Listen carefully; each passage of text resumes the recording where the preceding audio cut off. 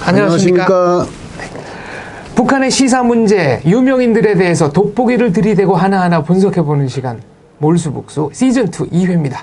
오늘의 초대 손님 조현 선생님 모셨습니다. 안녕하세요. 안녕하세요. 네. 북한에서 축산 공무원으로도 일하셨고 수의사 자격증도 있으시고요. 예. 네. 최근 북한 장마 문제가 이제 언론에 연일 나오고 있는데요. 북한이 수해 방지 대책을 총괄하는 조직을 구성하고 홍수에 대응할 만반의 대책을 갖추고 있다라고 보도했습니다. 중앙 큰물 피해 방지 연합지휘부, 그러니까 홍수를 이제 큰 물이라고 얘기를 했네요. 그렇죠. 어떤 의미가 있습니까? 지금까지 그 중앙 쪽으로 이제 그 홍수 피해 연합지휘부를 이제 물론 그 상설 조직은 아니고 비상설 조직이기는 하지만 연합지휘부를 만들어 것은 이번에 처음이 아닌가. 그래서 작년에 큰물 피해를 입으면서 피해 벗고 이제 그 연합지휘부는 만들어졌거든요.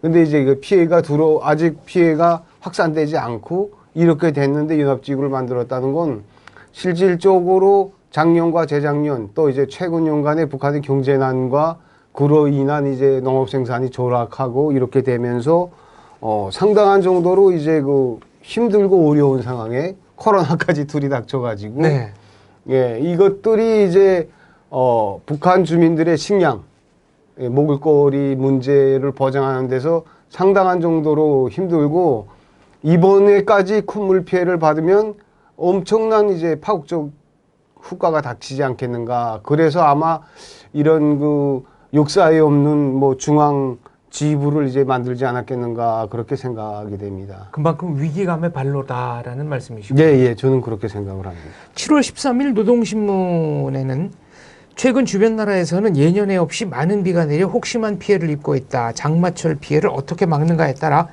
당 창건 75돌이 되는 뜻깊은 올해 농사의 운명이 좌우된다. 그리고 또 다른 기사에서는 이제 작년도에 그 링링 피해를 언급하면서 지난해의 교훈을 다시금 심각히 돌이켜보았다. 모두가 떨쳐나 애써 좋은 작황을 마련하였지만 무더기 비와 태풍 피해를 최소화하기 위한 대책을 바로 세우지 못해 응당한 소출을 거둘 수 없었던 것. 이렇게 보도를 했습니다. 그러니까 작년에도 준비를 제대로 못했다는 것을 시인한 걸까요? 그렇죠. 해마다 원래 장마철 대책이라는 게 보통 이제 북한이 벼 같은 거는 어떻게 할 도리가 없고 그냥 물도락만 쳤거든요. 네. 그 다음에 이제 옥수수를 재배함에 있어서 옥수수가 그 땅에 뿌리를 깊이 내리지 못하지 않습니까? 거의 이제 곧에 뿌리 내리고 태풍 무더기배 작년 닝닝 때도 다 이제 한 번에 그냥 다 쓸어서 예. 나가는군요. 그래서 기껏해서 한다는 게 밭 주변에다가 그 새끼줄 가지고 이제 이렇게 잡아주는 넘어지지 않게, 넘어지지 않게 지지대를 세우는 거군요. 근데 사실 뭐 새끼줄 가지고 이제 그 잡는다는 건 말이 안 되고요.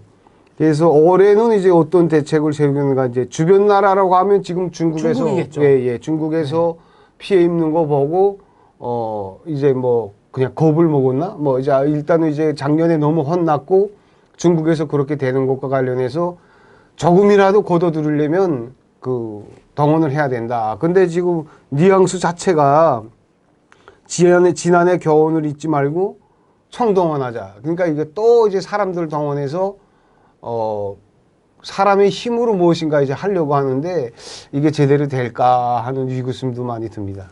지난해에 이제 링링이었죠. 네, 북한을 휩쓴 태풍이었는데요. 국제적십자사가 2019년에 발표한 자료에 의하면은 북한에서 6,300여 명의 이재민이 생겼고 7만 5천여 헥타르 작물에 피해가 발생했다. 그런데 문제는 북한 수해복구 기간을 2개월 연장했습니다. 그러니까 원래 2020년 3월에 끝나야 되는데 이게 이제 5월까지 연장이 된 거거든요. 북한 그 조선 적십자회 차량의 예비 부품 조달 또 필수 물품 수송 같은 활동들이 신종 코로나 발병 그리고 국경 봉쇄로 인해서 지연되고 있다. 이런 이유입니다. 그러면 물자도 복구 물자도 지금 제대로 공급이 안 되고 있다는 뜻 아닐까요? 그렇죠. 공급할 물자가 원천 자체가 이제 많지 못하다는 걸 의미하고 있고요. 그 다음에 이제 작년에 피해 복구를 연장한 건 작년 피해에 그 주택들이 많이 무너졌어요. 그래서 그 터피라고 해서 훅 가지고 이제 지은 집들이 있거든요. 훅브로크. 화면에 보면 그냥 예, 쓸려 예. 내려가더라고요. 예, 그게 뭐 자체가.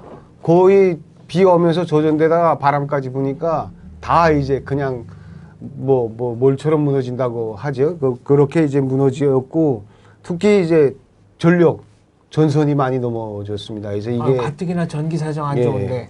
그 오래된 그 전선이 나무 전선이나 콘크리트 전선이라도 오래됐기 때문에 이제 지반이 약해져 가지고 야내가 돼 몽땅 다 무너지고 특히 도로하고 철도 지반이 이제 무너지고 도로는 훅도로가 많지 않습니까?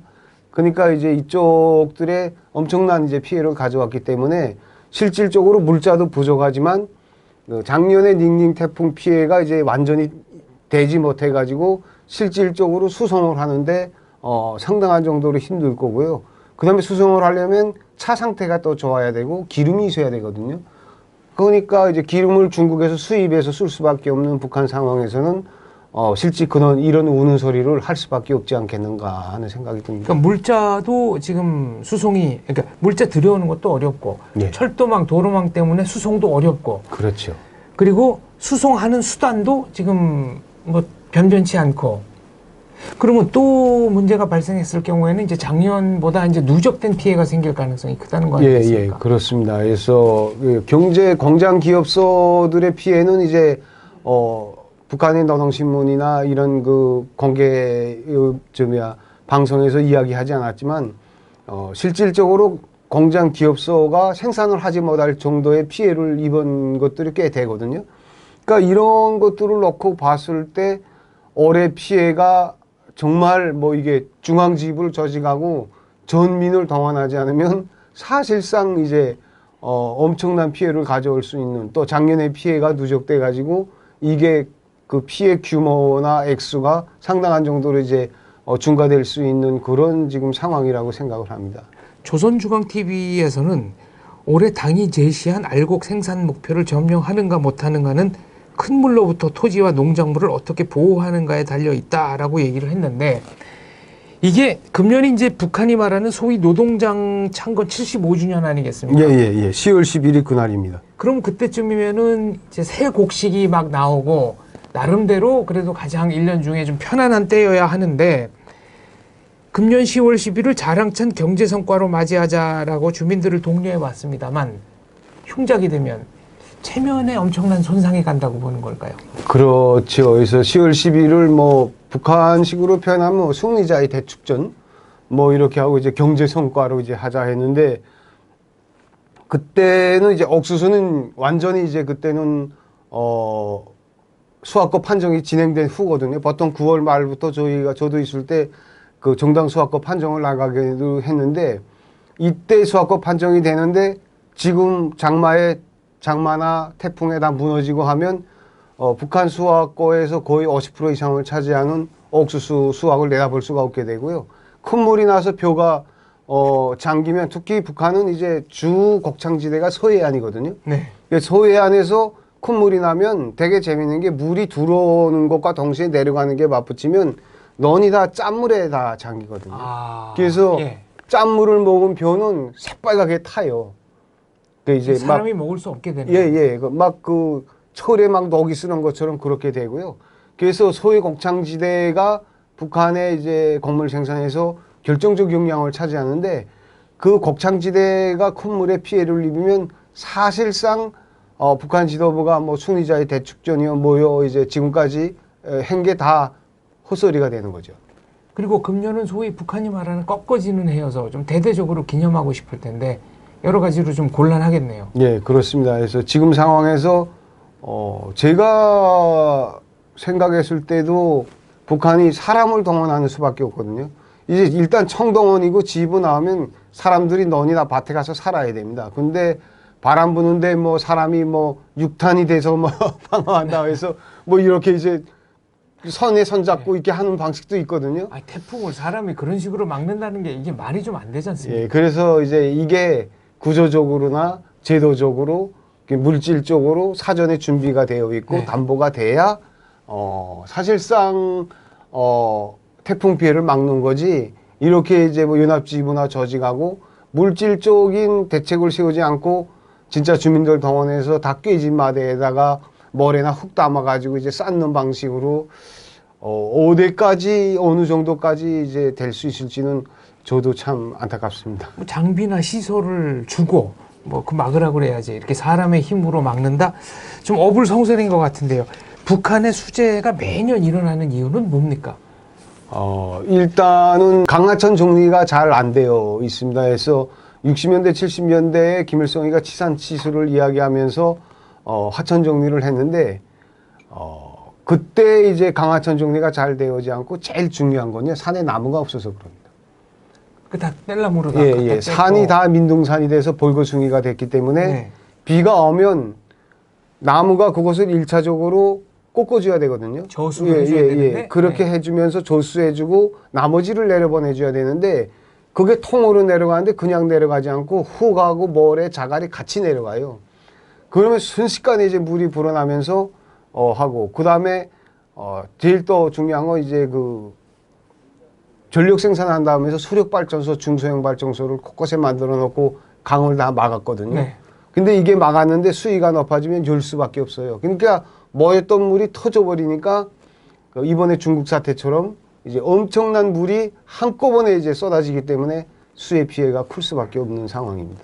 지금 댐 얘기하셨는데 한간에서는 김정은이 지금 자리에 올라가기 전에 말하자면 건설 책임자가 돼가지고 만들었던 희천댐, 이게 부실공사라는 소문이 있습니다. 네, 아직까지 이제 희천 댐이 만들어졌는데 물이 새고요.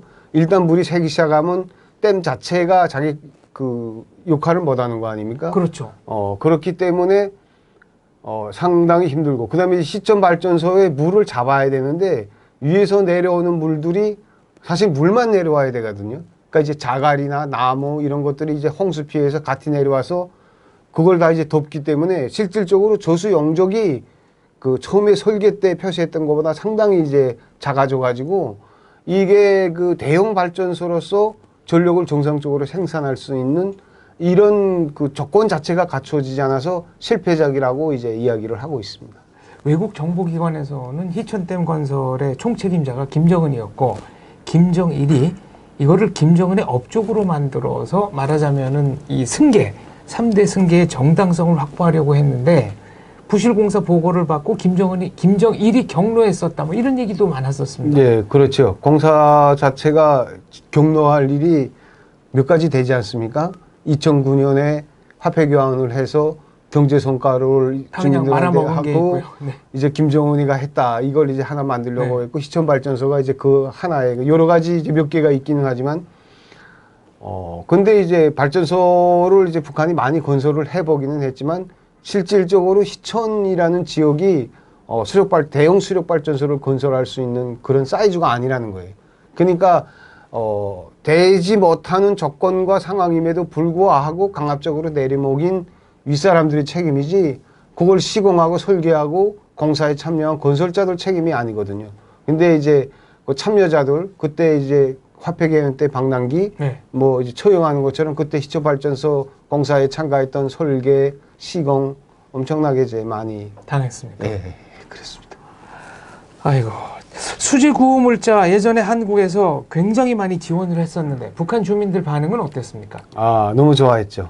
예, 역시 그 우리 민족이구나. 권한의 행군 때도 그랬거든요. 중국에서는 안 도와줬지만 중국에서는 계속 자기네 시장 확보만 했어요. 상품만 들이보내서. 그러나 이제 한국과 미국에서 거의 해마다 100만 톤, 50만 톤, 100만 ton 비료 들어가고 쌀 들어가고 했지 않습니까? 수입업구 물자도 그때 이제 신의주의 그 섬이 무너졌을 때, 그다음에 영천 폭파 사건으로 또 이제 그게 됐을 때, 한국의 지원 물자가 들어오는 데 대해서 북한 주민들은 이제 대단히 이제 고마워하고 있고, 항상 이제 감사한 마음으로, 저도 그때 이제 거기서 살고 있었으니까. 알고 있나요? 예, 예. 그리고 그러면 일반인들에게까지 다 배분이 됐습니다. 다는 아니지만, 그래도 흉내는 냈습니다. 네. 뭐 이제 여기서 만들어진 그 담요라든가, 뭐 이런 것들이 이제 많이 그 됐고, 실질적으로 그때 들어오면 다 쉬쉬쉬쉬 하면서 알거든요. 이거 한국에서 들어간 거다. 중국산이다 하는 건 이제 보면 아니까. 예. 근데 지금 북한 당국은 우리 쪽에다가 구원 요청을 안 하고 있습니다. 김정은 정부가 잘못하는 게 그거거든요. 물론 이제 그 지원을 받는 것보다 제 힘으로 일어서는 게 좋기는 하죠. 그러나 지금 상황이 이번에 수해나 장마철처럼 자기 힘으로 일어설 수 있는 조건이 안 됐을 때는 남의 도움을 받을 줄 아는 것도 현명하거든요. 그렇습니다. 근데 또 우리가 남입니까?